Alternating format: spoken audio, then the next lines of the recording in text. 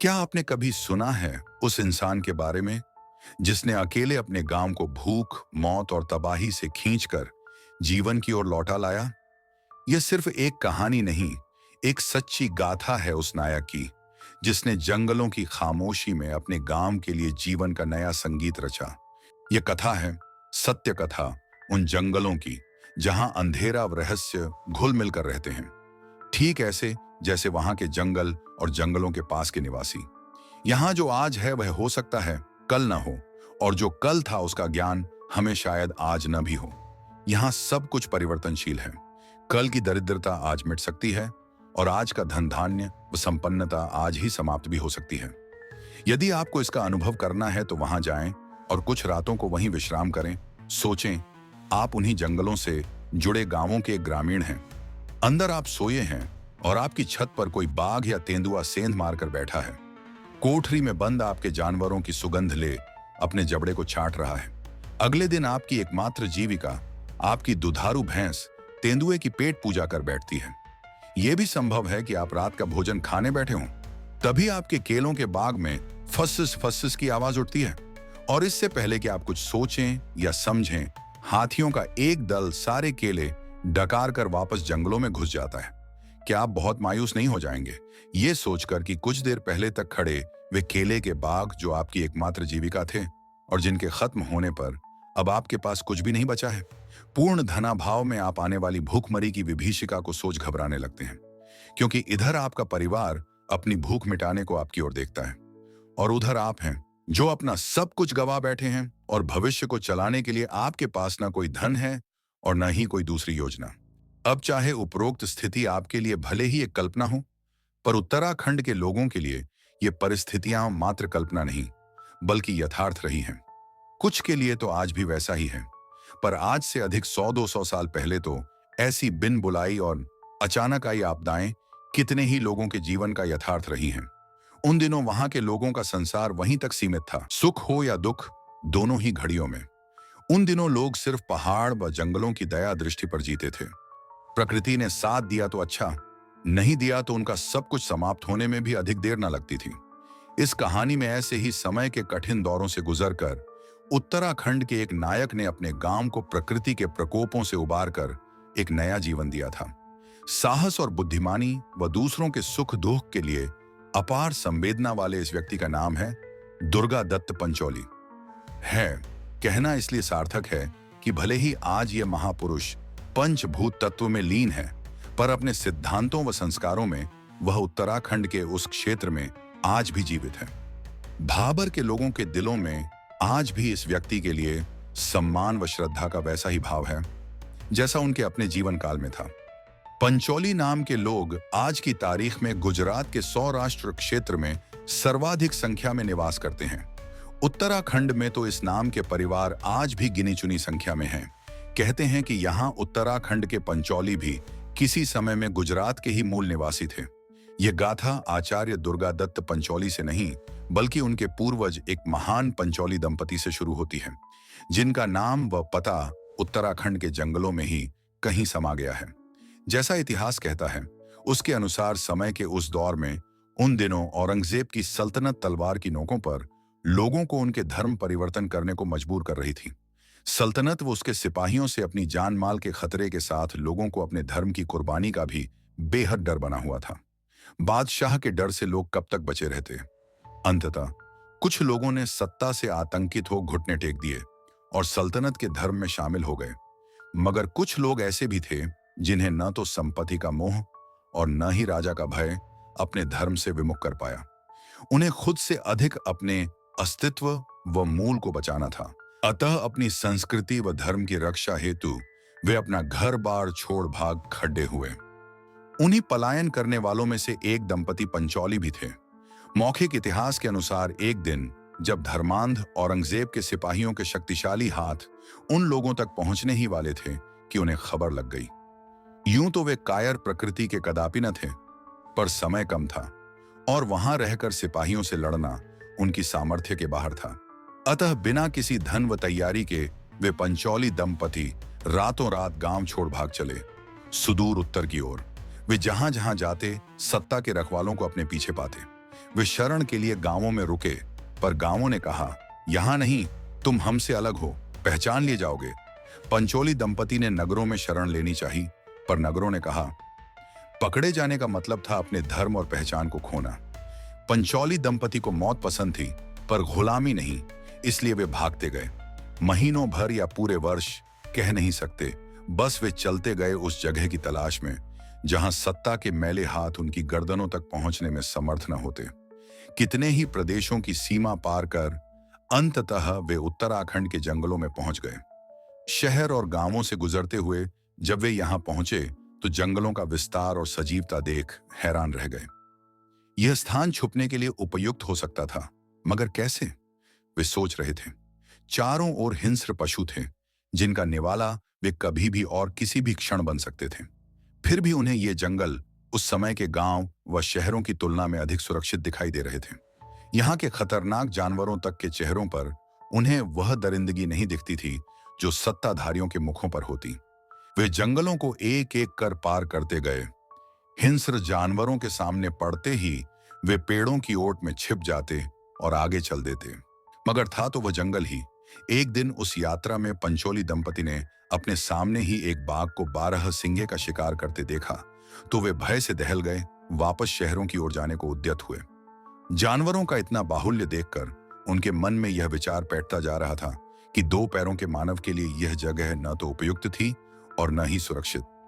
मगर वहां के जंगल को वे थके हारे पर स्वच्छ विचारों वाले पंचोली दंपति भागे थे। जंगल चाहता था कि वे वहीं रहें, इसलिए वह उन्हें अपने रहस्यों की एक नई झलक भी दिखाना चाहता था। बाघ से साक्षात्कार के तुरंत बाद ही वे लोग जंगल के एक ऐसे स्थान पर पहुंचे जहां हिरणों का एक दल हरी घास का आनंद उठा रहा था। उनके नन्हे बच्चे संसार से बेखबर हो आपस में क्रीड़ाएं कर रहे थे। पंचोली दंपति के पैरों की आहट बढ़े। वह हिंस्र जानवरों ने सुनी या नहीं सुनी वे कह नहीं सकते, लेकिन हिरणों ने जरूर सुन ली थी। तभी तो घास खाना छोड़ वे कान खड़े कर अत्यंत सजग हो इधर उधर देखने लगे थे और खतरे की आशंका से निर्भय होकर पुनः घास खाने में जुट गए थे। यह घटना पंचोली दंपति को कम रहस्यमय न लगी। हिरणों का ऐसा अनोखा चरित्र उनके हृदयों को स्पर्श कर गया। इन पशुओं को जंगल में चारों ओर से भय है। किस क्षण किस ओर से कौन आकर उनके जीवन का अंत कर दे, यह खतरा उनके जीवन पर 8 पहर मंडराता रहता है। फिर भी इनके जैसी शांति, सजगता और संवेदनशीलता क्या किसी दूसरे जानवर में पाई जा सकती है? पंचोली दंपति सोच रहे थे। जंगल में हिरणों के व्यवहार के इस रहस्य को वे शीघ्र ही समझ गए कि विषम परिस्थितियों में भी शांति और सामंजस्य बनाकर जिया जा सकता है। यहीं रुक जाओ, जंगल बोला, मगर कुछ शर्तें हैं, अगर मंजूर हैं तब। पहली यह कि इस धरती से जितनी जरूरत है उतना ही लोगे। दूसरी ये कि मेरी संपदा का सम्मान करोगे, मेरी चल अचल किसी भी संपत्ति को कभी हानि नहीं पहुंचाओगे, और आखिर ये कि नैतिकता से जीवन जियोगे। कहो मंजूर है? मंजूर है, कहा था पंचोली दंपति ने, और वे जंगलों के पास ही एक पहाड़ी इलाके में छोटा सा घर बनाकर वहीं बस गए। उनके आगमन पर जंगल आनंदित हुआ और उसने मधुर गीत गाए। पहाड़ की चट्टानों ने प्रसन्न होकर अपने सीने खोल दिए और अमृत सदृश जलधारें चट्टानों से बह निकली। वहां की जमीन ने अपने स्वादिष्ट अनाज से पंचोली परिवार का घर भर दिया और पुष्ट दर पुष्ट वे जंगलों के पास उन्हीं पहाड़ियों पर रहे, स्वस्थ और चिरायु बनकर। अब उपरोक्त कथा में यथार्थ कितना है, कहना मुश्किल है, क्योंकि इतिहास के प्रामाणिक पन्नों का सुदूर पंचोली गांव तक पहुंचना असंभव है। मगर इसके आगे की कथा में यथार्थ का पूरा समावेश है, क्योंकि इसके नायक या महानायक आचार्य दुर्गादत्त पंचोली आज भी मौजूद हैं। उत्तराखंड के एक ग्राम में एक समाधि के अंदर। आचार्य पंचोली बचपन से ही विलक्षण गुणों से परिपूर्ण थे। जंगल, पहाड़, मैदान व आसमान सभी के विषय में वृहद ज्ञान हो गया था आचार्य को, वह भी बाल्यकाल में ही। धूप, वर्षा, आंधी व पानी की उनकी भविष्यवाणियां सदा सत्य ही निकलती। उन दिनों उनकी ज्योतिष विद्या के चर्चे पड़ोसी देश नेपाल तक में होते थे। आचार्य का अधिकांश समय गांव से बाहर ही बीता करता, मगर इस बीच उनके पंचोली गांव में अब वह बात न रही थी जो उनके पूर्वजों के जमाने में थी। आचार्य के ज्योतिष ज्ञान के अनुसार भी उनका पहाड़ी क्षेत्र विपत्तियों के जाल में फंसने वाला था। पिछले कुछ वर्षों से गांव पर आपदाएं टूटी जा रही थीं। अपने इलाके की बिगड़ती दशा देख आचार्य जान गए थे कि जंगल अब वहां के वासियों से खुश न था। होता भी कैसे, अपने पूर्वजों की शिक्षा को सब भूल जो गए थे। जितनी जरूरत थी सबको उससे कहीं अधिक चाहिए था। पक्के घरों की चाह में पेड़ कट रहे थे, वह भी तेजी से।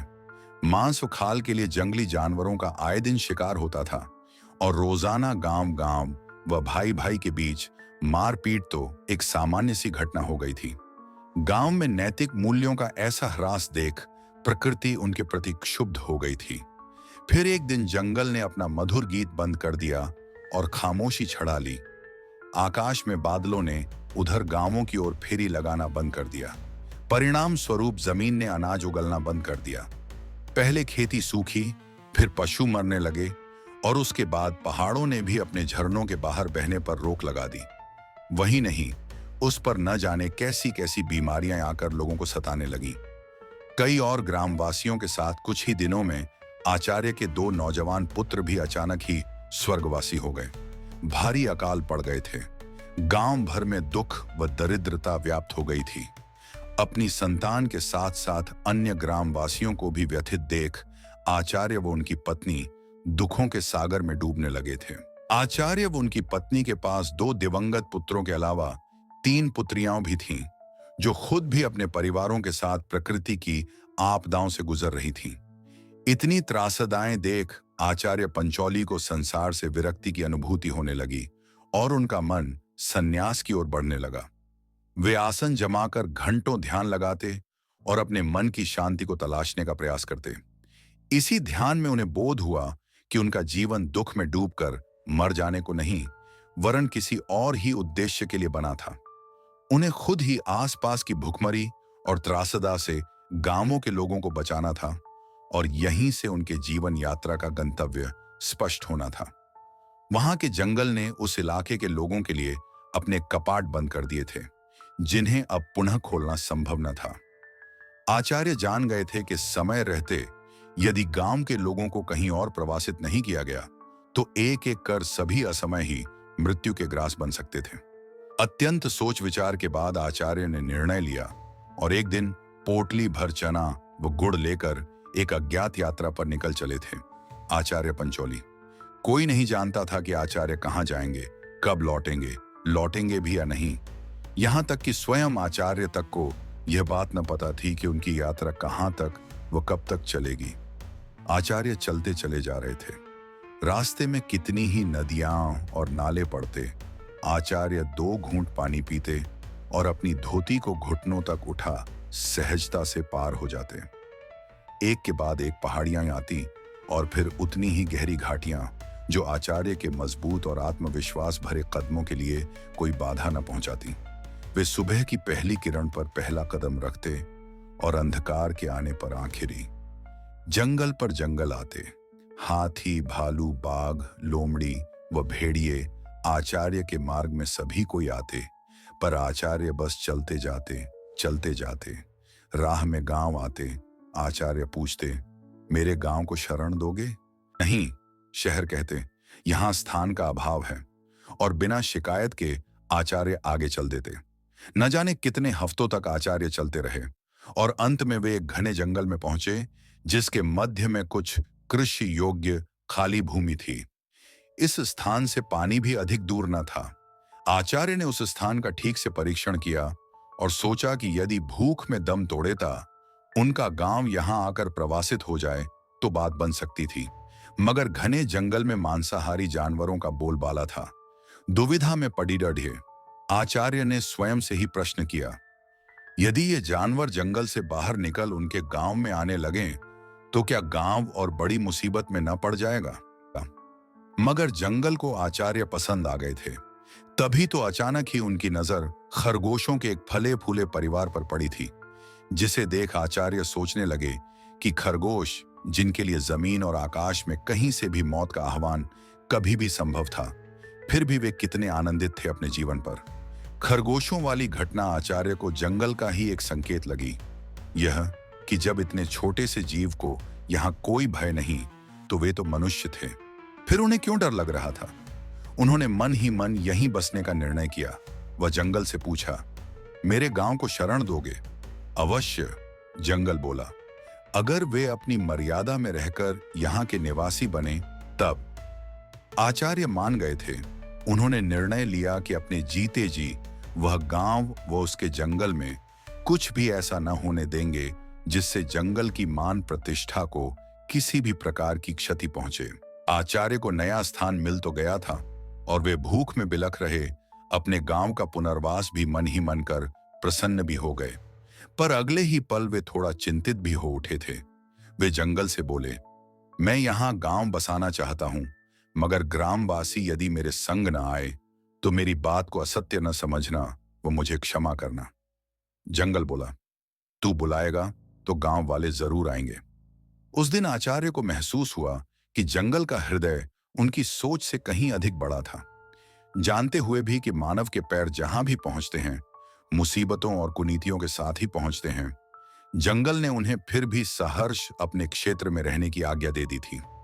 आचार्य उस जमीन पर नतमस्तक हो सदा के लिए जंगल के ऋणी हो गए। आचार्य पंचौली लौटकर अपने गांव पहुंचे और कुछ ही दिनों में सारा गांव अपने पुश्तैनी घरों को छोड़ उनके पीछे चल दिया।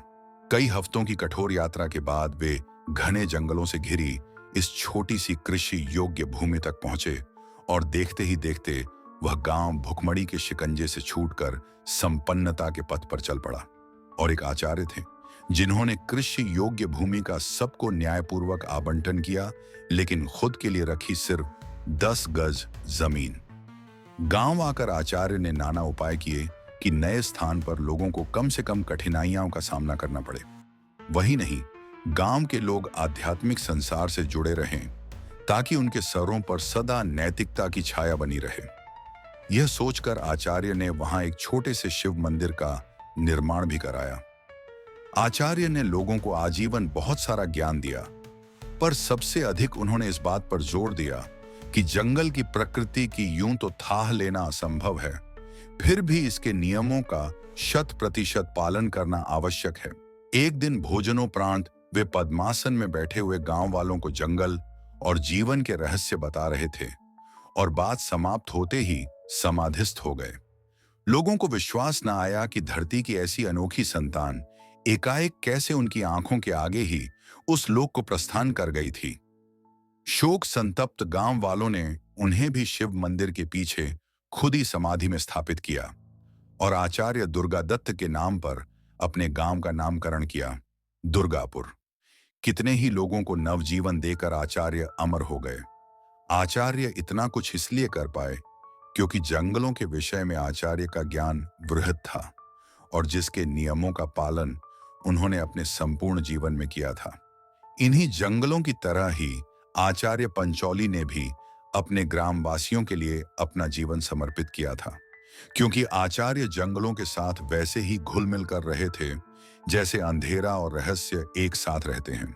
और इसी तरह जंगलों की गोद में बसाया गया वह गांव आज भी आचार्य दुर्गादत्त पंचौली की अमर साधना की गवाही देता है, जहां हर पेड़, हर पत्थर उनका आशीर्वाद बनकर जीवित है। ऐसी और भी रहस्यमयी और रोमांचक कहानियां सुनने के लिए हमारे चैनल को सब्सक्राइब करें। धन्यवाद।